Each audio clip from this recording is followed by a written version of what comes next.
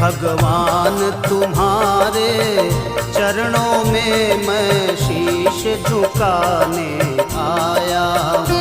भगवान तुम्हारे चरणों में मैं शीश झुकाने आया हूँ। वाणी में तनिक मिठास नहीं, पर विनय सुनाने आया हूँ।